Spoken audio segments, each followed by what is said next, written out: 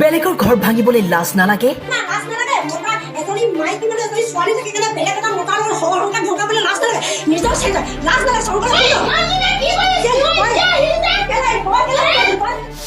মই ভয় নকৰো মিডিয়া মাতিম ভাষ্য পত্নীৰ।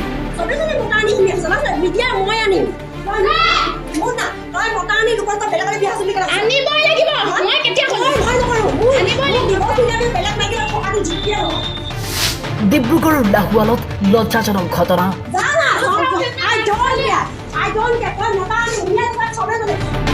পৰকীয়া প্ৰেমৰ বাবে নিজ কন্যা আৰু পত্নীক মাতৃগৃহত এৰি থৈ দ্বিতীয় বিবাহপাশত আবদ্ধ হ'ল শিৱসাগৰৰ যুৱক শংকৰ বৰা।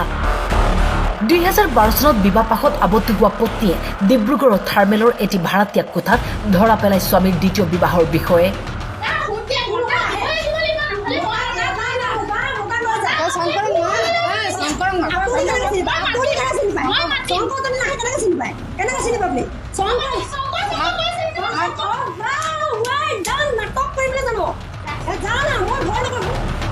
পূৰ্বৰ পত্নীয়ে উত্থাপিত কৰিছে কেতবোৰ অভিযোগ স্বামীৰ বিৰুদ্ধে। শাৰীৰিকভাৱে অত্যাচাৰ কৰিছে, মানে তেখেতে মোক মানে ৰথ লৈ মাৰিবলৈ আহে আৰু মোৰ ঘৰৰ মানুহ আছে, ঘৰৰ মানুহে ক'ব আপোনালোকক।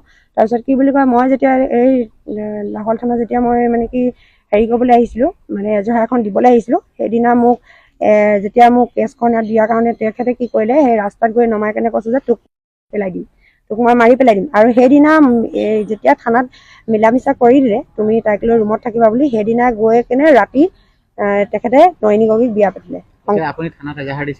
মই তেখেতৰ হৈ কেনে থানাত এখন যৌতুক মানে কি কয়, মোক খালি সদায় এটা কথা কৈ থাকে, তোৰ মাৰ ঘৰ পৰা কি দিলে, মাৰ ঘৰ পৰা কি দিলে, বিচনা এখন দিলে বুলি কয়।